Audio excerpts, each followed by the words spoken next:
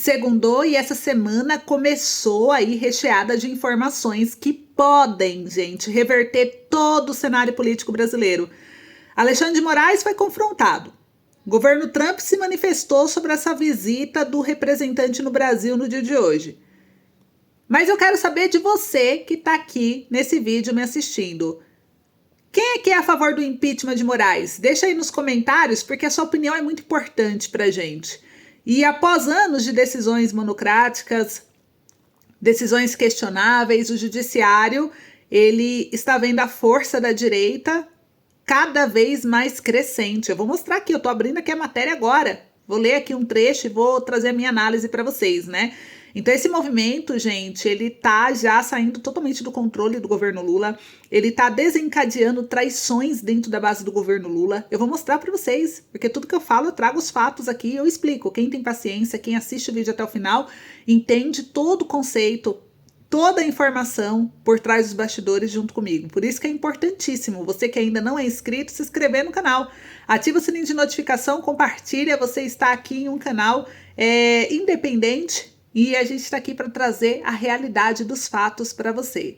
Então, muito obrigada aí a todos. Nesse boletim também veremos aqui um afastamento do cargo em investigação por propina, que reflete bem como está sendo o Brasil de Lula, né? Então já compartilha o vídeo com o máximo possível de pessoas, se inscreva no canal, deixa o like e bora lá. Já começa aqui com o primeiro, que é a primeira notícia: o Bolsonaro desafiou Moraes ao sair do hospital. Será? Jornal Infomoney foi quem trouxe a matéria. Olha o título da matéria: Bolsonaro desafia Moraes ao sair de hospital, mas não deve ir ao ato pró-anistia. A recomendação do médico Cláudio Birolini, que chefiou a equipe de cirurgia do ex-presidente, é para que Bolsonaro não compareça nesse ato do dia 8 de maio. Então, o ex-presidente Jair Bolsonaro teve alta hospitalar no final da manhã desse domingo, após uma internação de 3 semanas, desde que foi submetido a uma cirurgia de desobstrução intestinal, e desafiou novamente o ministro da STF, Alexandre de Moraes, mas por recomendação médica, não deve acompanhar pessoalmente o ato pró-anistia previsto para essa próxima quarta em Brasília. Em rápida fala na saída do hospital DF Star, com a voz fraca ao lado dos médicos, familiares e apoiadores, o Bolsonaro agradeceu às pessoas que oraram pela sua recuperação e prometeu dar uma entrevista em breve a veículos de imprensa para botar um ponto final nas acusações a que responde. E o ex-presidente tornou-se réu no final de março na STF por tentativa de golpe de Estado e também outros crimes que está sendo acusado, em relação aos quais ele sempre negou qualquer tipo de envolvimento. E na fala, o Bolsonaro disse que teria feito sua defesa no caso sem todos os elementos, acrescentando que imagens que foram preservadas por questão de fórum íntimo poderia ajudá-lo. Ele também voltou a defender a anistia, dizendo que houve pessoas inocentes com penas de até 17 anos de cadeia. O senhor Alexandre de Moraes acabou de dizer que agora entregou tudo para nós. Ué, nós fizemos a defesa sem tudo? Afirmou ele, voltando a dizer que não poderia ser relacionada a atos ocorridos no Brasil enquanto estava à época nos Estados Unidos. Não adianta alguém falar que anistia é perdão e o que aconteceu é imperdoável. Não teve uma gota de sangue, não teve uma arma de fogo, nada, criticou. E o médico Cláudio, que chefiou a equipe dele, né, sugeriu que ele não compareça pessoalmente ao ato pró-anistia. Está marcado para essa quarta, dia 8 de maio, às 16 horas. Passamos as instruções diretamente para o presidente para que ele não participe diretamente do ato, afirmou ao lado de Bolsonaro. Então, a gente vai acompanhar de perto. Eu quero saber a sua opinião a respeito desse assunto.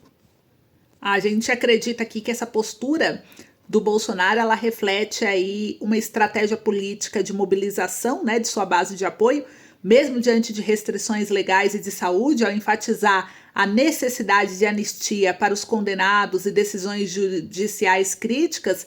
Ele busca manter sua relevância no cenário político, reforçar sua posição como líder da oposição ao governo atual, e além disso, né, a gente percebe aí também a questão da visita do David, coordenador de análise dos Estados Unidos, ao Brasil, coincidindo com a alta hospitalar do Bolsonaro. Então gerou especulações sobre possíveis investigações relacionadas à atuação do ministro Alexandre de Moraes, embora a Embaixada dos Estados Unidos tenha negado que a missão diplomática trate desse assunto. Aliados de Bolsonaro sugerem que a visita pode estar ligada a preocupações internacionais sobre a condução das investigações e aplicação de sanções, né? Então, a saída do Bolsonaro do hospital e suas declarações subsequentes indicam aí uma tentativa de retomar sua influência política, sim, não baixou a cabeça, né? Mobilizar sua base de apoio, questionar as decisões judiciais que o afetam diretamente. Essa estratégia pode intensificar o debate sobre a separação de poderes no Brasil e o papel judiciário na condução de processos políticos sensíveis. E aí a gente viu sobre a visita do David, né, coordenador de análise dos Estados Unidos aqui ao Brasil, que tem sido interpretada por alguns setores da oposição como um possível sinal de apoio internacional contra o ministro do STF, o Alexandre de Moraes. No entanto, saiu aqui nas matérias ainda ontem, saiu aqui no Poder 360, Estados Unidos negam que representante irá ao Brasil para discutir sanções a Moraes. A embaixada norte-americana no Brasil disse que o David discutirá combate ao terrorismo e ao tráfico de drogas. Então, o governo Donald Trump negou a informação do deputado licenciado Eduardo Bolsonaro sobre o fato de que um funcionário norte-americano seria enviado ao Brasil para tratar de sanções contra autoridades brasileiras. E aí, abre aspas, o Departamento de Estado dos Estados Unidos enviará uma delegação a Brasília, chefiada por David Gamble, chefe interino da coordenação de sanções.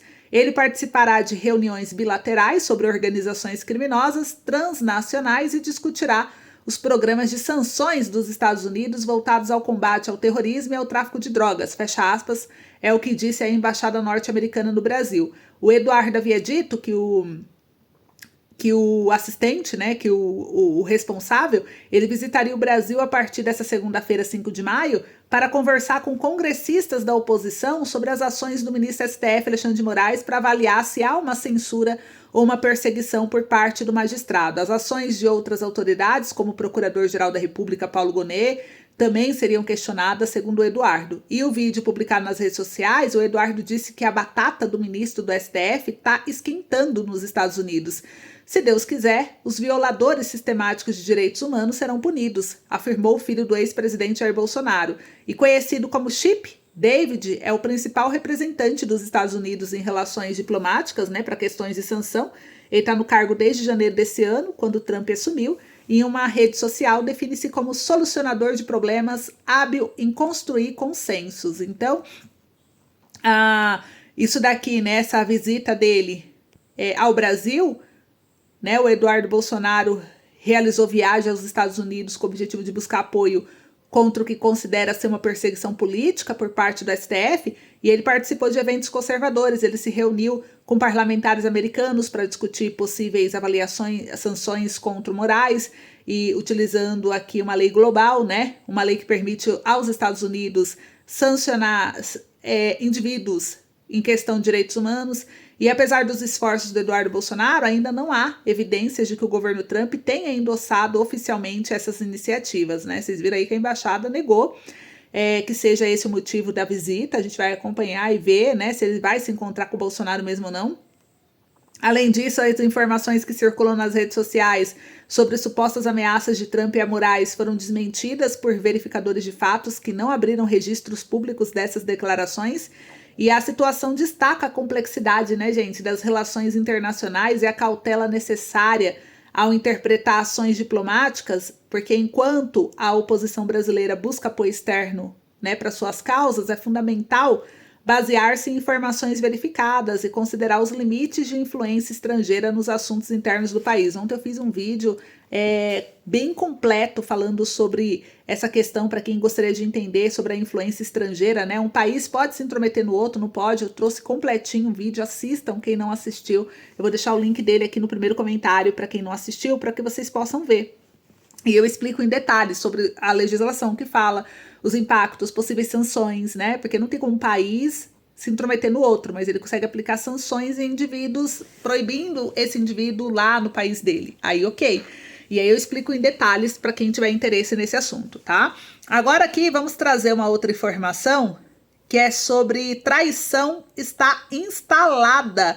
Saiu aqui no jornal Brasil 247 que traição está instalada na base de apoio ao governo Lula. Insatisfação com ministérios e aposta em Tarcísio como alternativa à esquerda minam coesão dos partidos do Centrão na coalizão do Planalto. Então aqui o anúncio do presidente Lula de que é candidatíssimo a reeleição em 2026, feita em jantar com deputados em abril, ainda não conseguiu conter insatisfações em sua base de apoio. Segundo reportagem da Folha de São Paulo, que foi publicado nesse domingo, dia 4 de maio, os 5 partidos de centro e direita que integram a coalizão do governo, União Brasil, PSD, MDB, PP, Republicanos, seguem instáveis. Eles não garantem apoio à candidatura do petista e, em boa parte, flertam com a possibilidade de apoiar o governador de São Paulo, Tarcísio de Freitas, como alternativa à esquerda.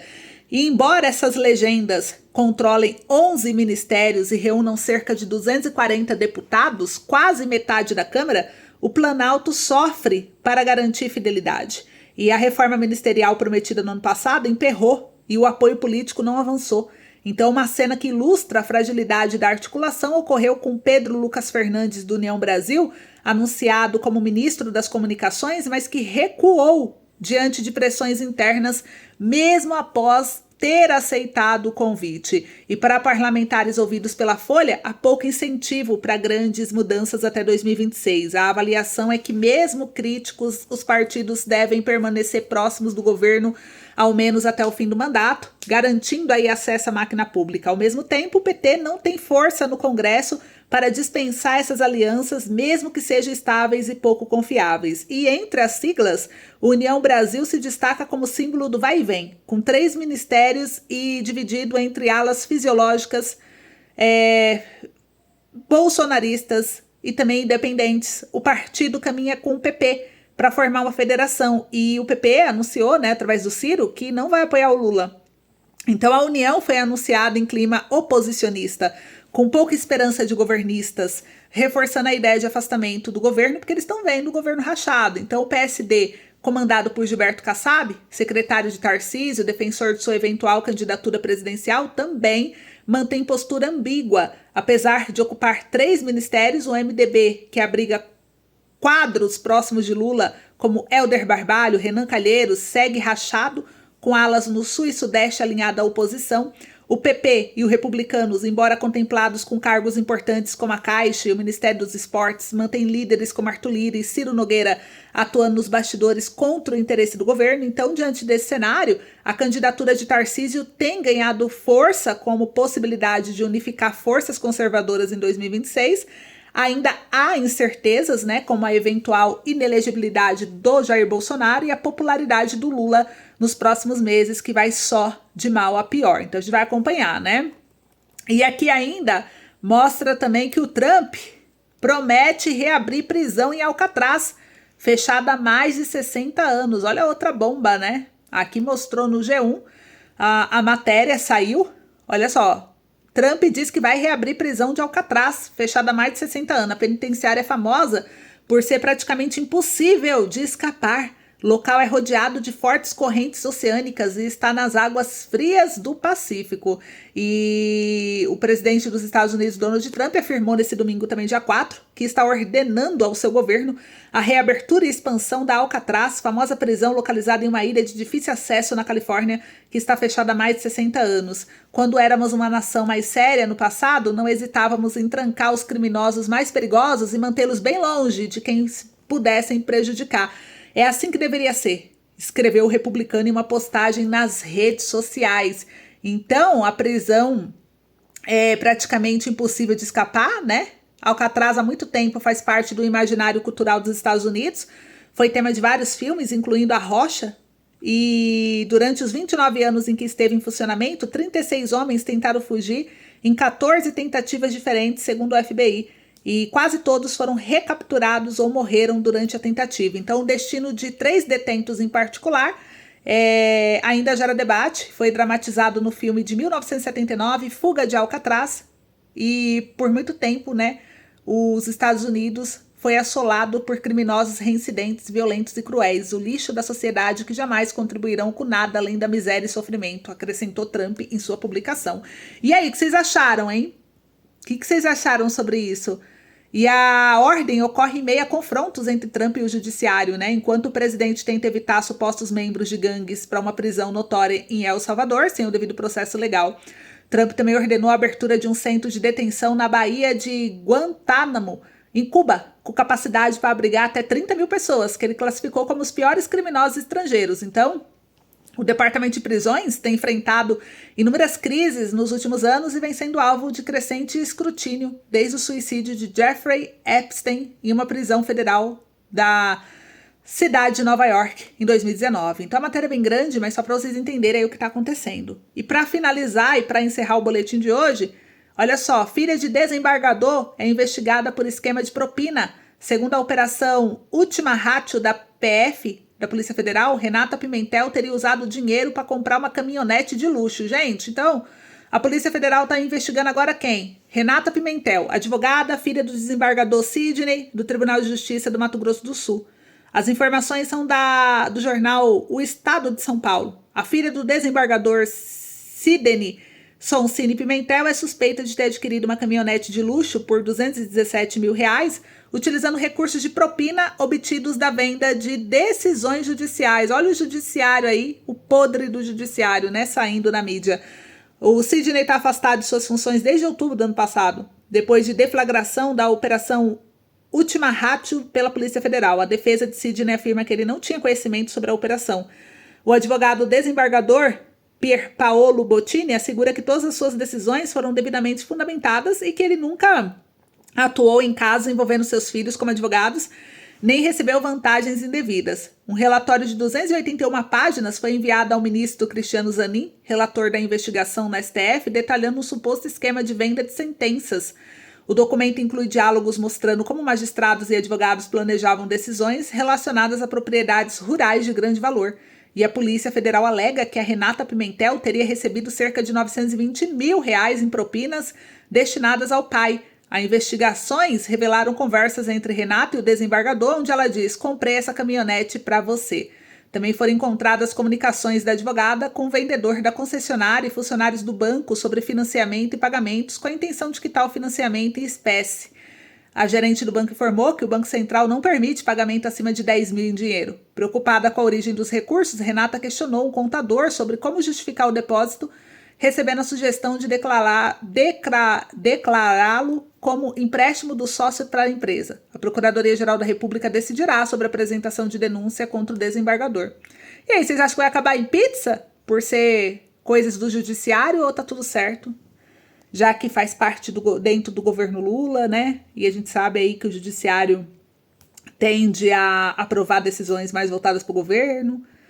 E isso não vai dar em nada, vai cair no esquecimento, vão prorrogar, vão adiar, vão deixar esfriar, ou vocês acham que eles vão pegar firme? Comenta aí pra mim, esse foi o boletim de hoje, um beijo, até logo.